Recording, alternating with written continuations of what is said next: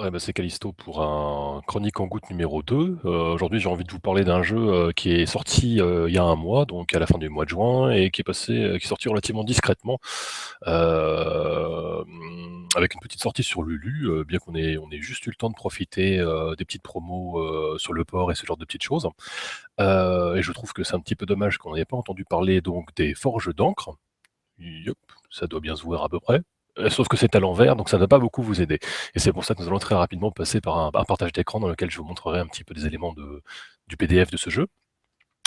Jeu qu'on peut donc trouver sur Lulu et aussi sur Amazon désormais, et qui avait la particularité de proposer un PDF à 10 € et une combo livre en dur plus PDF à 20 €. Ça, c'est une offre que je trouve assez rare en France et qui m'a pas mal séduit, quoi. Le bouquin pour se le potasser, c'est toujours sympa, et après pour transporter ou pour jouer en ligne ou avoir du support de jeu facilement accessible, le PDF, c'est toujours pratique. Alors, hop, voilà.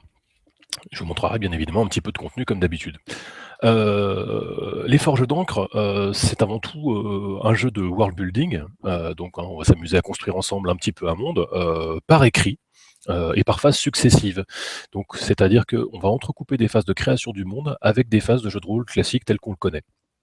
Et donc ces phases de création vont se faire par écrit, car c'est le souhait de l'auteur, Saladin.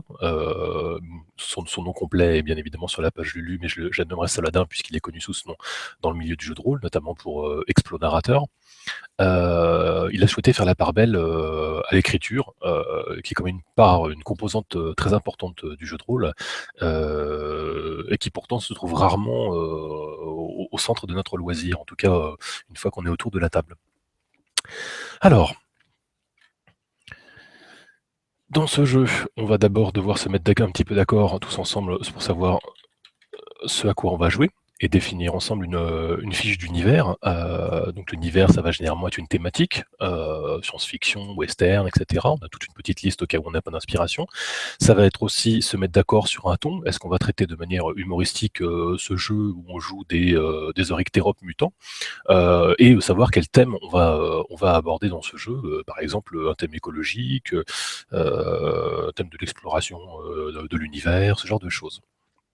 Comme vous le voyez sur cette fiche de l'univers, euh, qui est donc fournie dans le bouquin, hein, on a la part importante, ce sont des axiomes. Les axiomes, ça va être un peu les grandes lois du monde qui vont être établies par les joueurs. Chaque joueur et le MJ vont chacun établir un premier axiome, qui vont nous dire que, par exemple, il y a des îles flottantes, pas dans les assiettes, hein, mais plutôt dans le paysage, que on pourrait imaginer qu'il y a X lunes, etc. Mais plutôt que de faire du décor ou plutôt que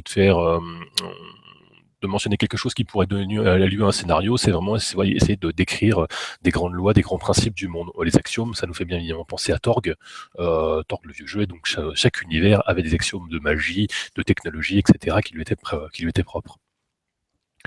Une fois qu'on aura étoffé un petit peu ces éléments, donc avec un univers, un ton, un thème et des axiomes, les joueurs peuvent aussi commencer à manifester un petit peu leurs envies au niveau de l'histoire qui va être jouée, voire même préciser des éléments qu'ils aimeraient voir apparaître dans l'aventure, tiens, une course-poursuite en véhicule, ou des choses au contraire à proscrire, genre je vais éviter qu'on fasse souffrir des animaux, voilà, un peu dans l'esprit des lignes et des voiles qu'on connaît bien.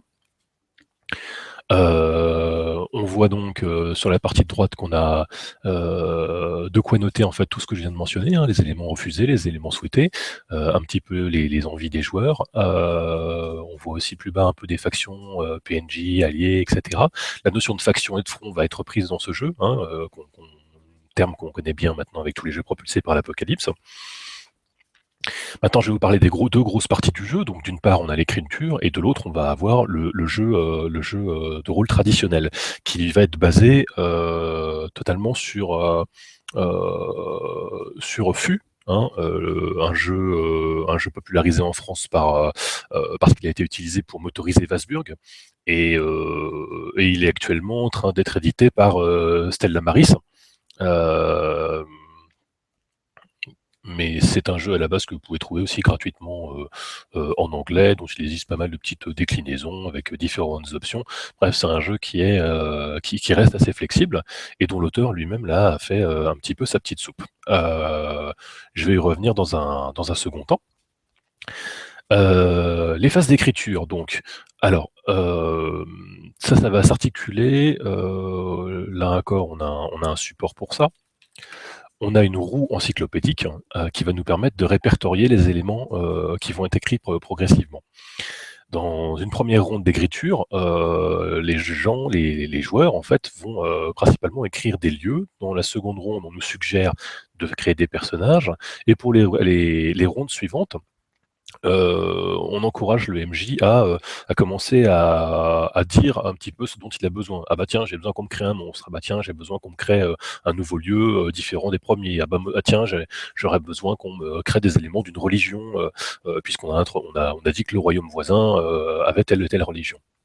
Comment se passe la phase d'écriture et à quoi sert cette petite roue encyclopédique? Comme vous le voyez, elle compte les 26 lettres de l'alphabet avec 4 cases en dessous. À chaque fois qu'on va créer un nouvel article ou une nouvelle fiche, une fiche d'article, on va cocher ou noircir complètement une case, afin qu'on se retrouve grosso modo avec des articles correspondant un petit peu à toutes les lettres. Et c'est même cette roue encyclopédique qui va nous servir à mesurer le temps de jeu, puisqu'on arrêtera généralement de jouer quand une case de chaque lettre sera noircie. Donc quand on aura noirci au moins 26 lettres, et généralement un petit peu plus, parce qu'on aura peut-être plusieurs lettres D, plusieurs lettres S, plusieurs lettres A, etc. Quand on aura noirci au moins une case correspondant à chaque lettre, on pourra se poser la question, est-ce qu'on continue? Est-ce qu'on fait un break? Est-ce qu'on rejoue plus tard en revenant dans cet univers et en continuant de le peupler avec les informations qu'on va créer? Et ou est-ce qu'on arrête et puis qu'on rechoisit un nouvel univers, etc.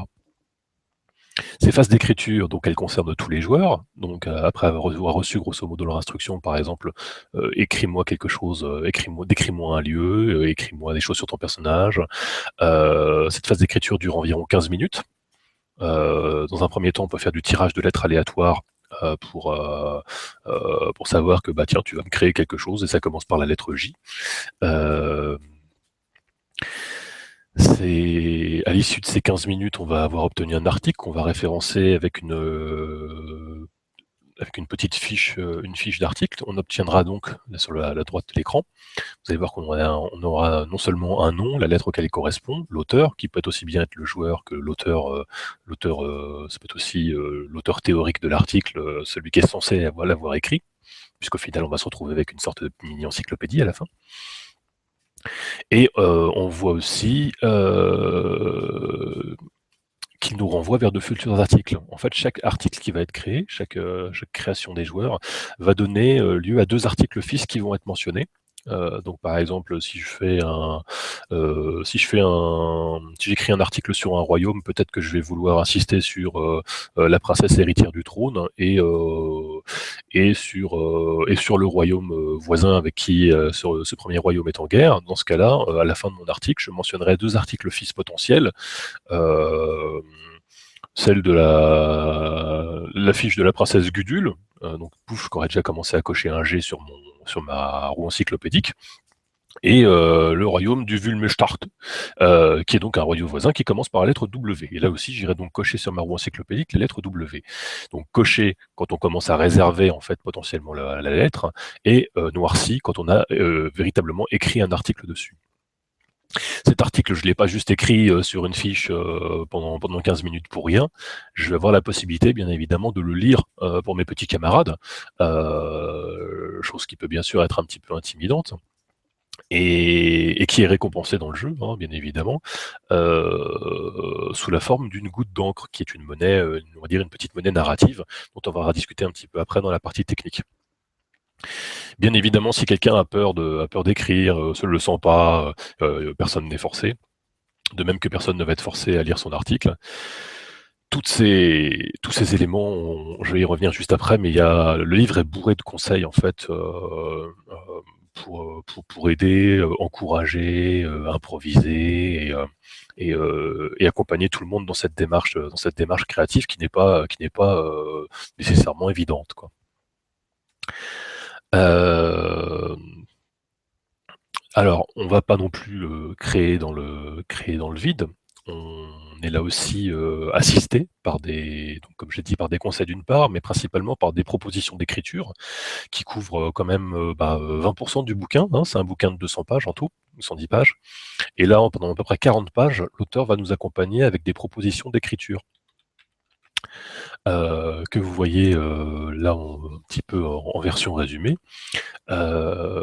Ici classé par type, donc avec différentes icônes, puisqu'on va chaque proposition d'écriture va être, à chaque fois associée à un type. Par exemple, quelque chose qui est lié aux architectes, donc qui va nous renseigner plutôt sur l'architecture urbaine, en bas à gauche, les monuments, donner des villes et cetera.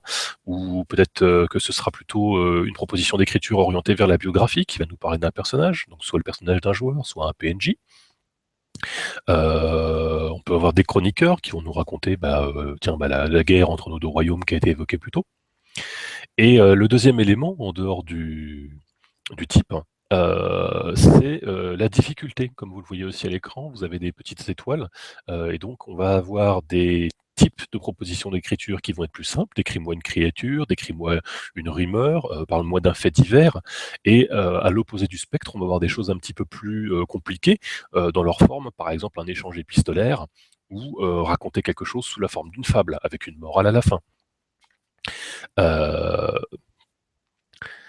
cette,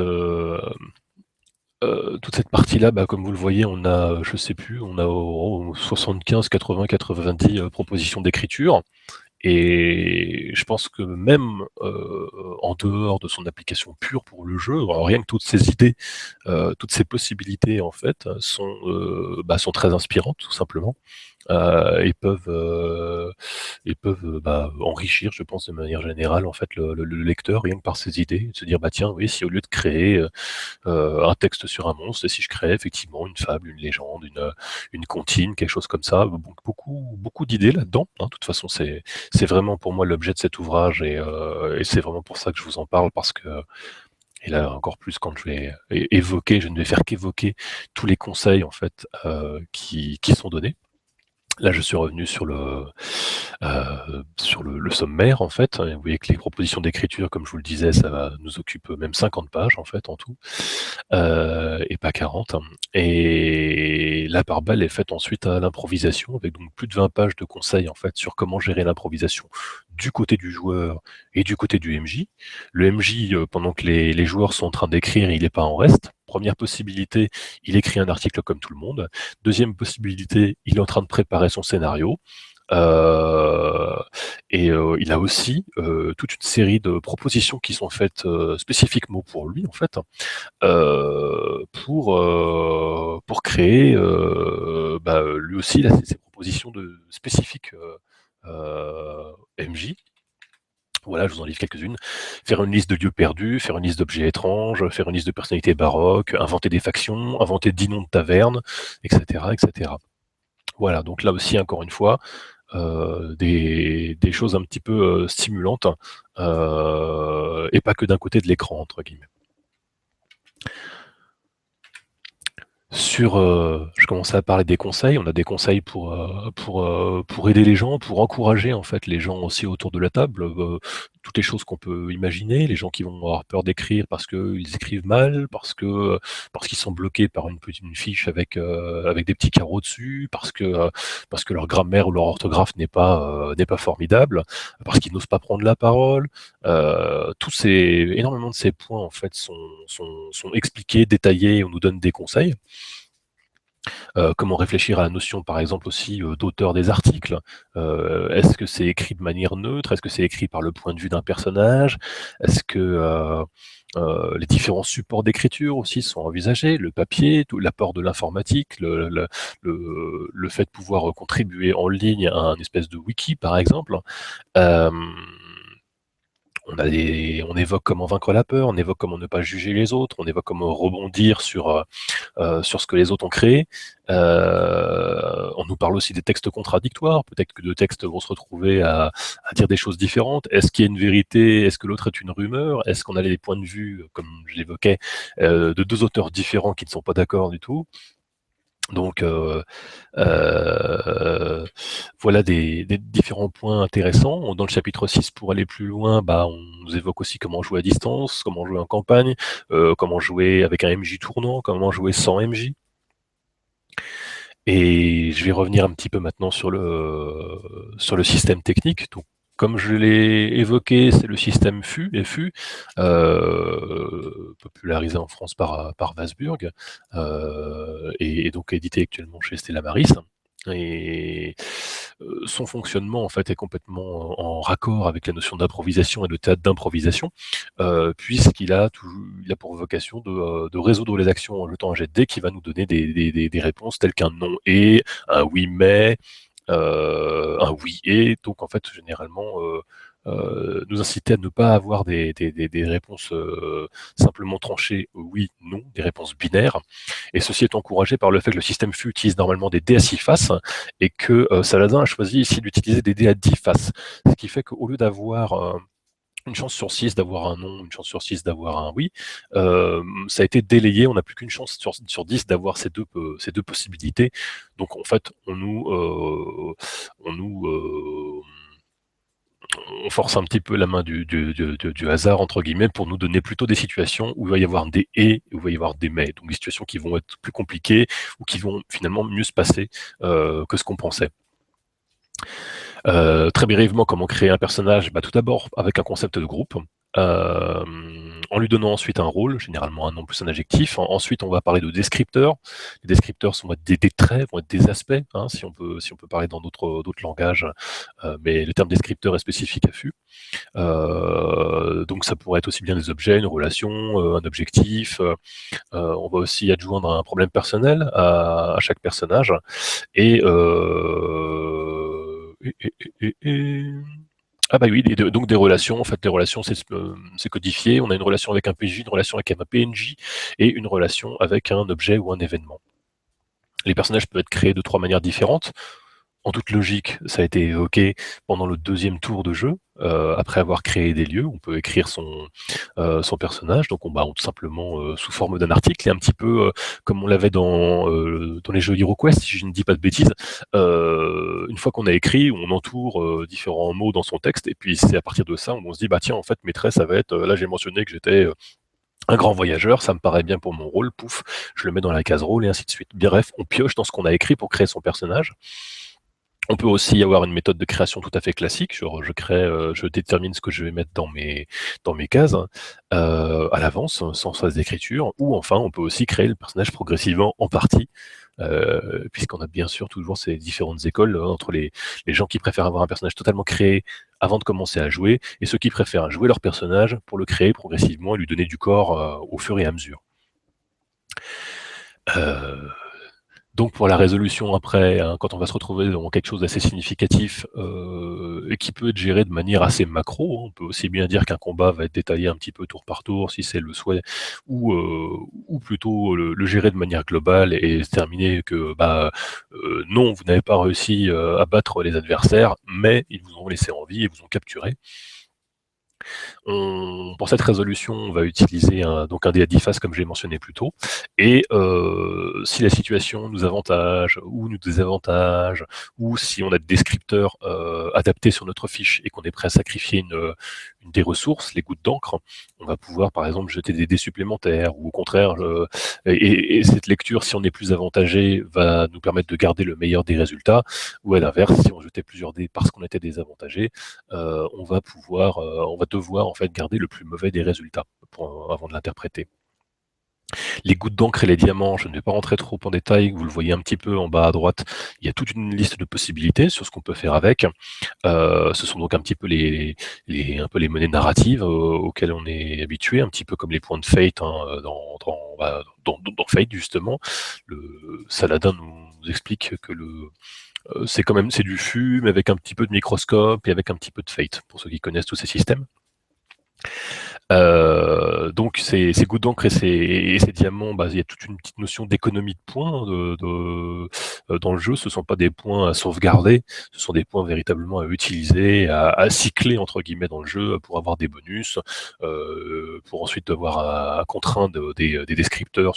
Je suis un grand séducteur, donc du coup, à un moment donné, le MJ va me contraindre un petit peu avec cet aspect et me forcer à aller draguer qui il faut pas, ou être distrait parce que je suis en train de dragouiller au bar. Et donc, en échange, je vais regagner une goutte d'encre qui me servira plus tard à jeter un dé supplémentaire, etc. Bref, on est encouragé à jouer sur cette économie. C'est vrai que si on ne reste que sur le système de base, on jette un dé de 10, on a une interprétation, ça reste un petit peu fade. Euh, ou, euh, ou pas très, ou un peu faiblard au niveau des capacités du personnage. Mais bon. C'est un système qui est flexible et comme je l'ai dit, vous avez de nombreuses options rien que dans le système de base de FU si vous voulez faire Mémuse, faire vos propres petits choix, etc. Simplifier, compliquer, mettre plus d'options, vous avez largement la possibilité de le faire. Voilà. Donc les gouttes d'encre et les diamants, hein, ça vous permet par exemple de rejeter des dés, ça vous permet d'ajouter des dés supplémentaires quand vos descripteurs sont appropriés. Vous allez aussi pouvoir en fait rajouter des détails utiles, voire même créer un descripteur de scène. Hein. Le descripteur de scène, ça c'est quelque chose qui est assez typique de Fate aussi. Quand vous créez un descripteur, vous allez gagner une activation gratuite. Voilà, bon, j'ai parlé un petit peu des contraintes. Je pense que j'ai fait à peu près le tour.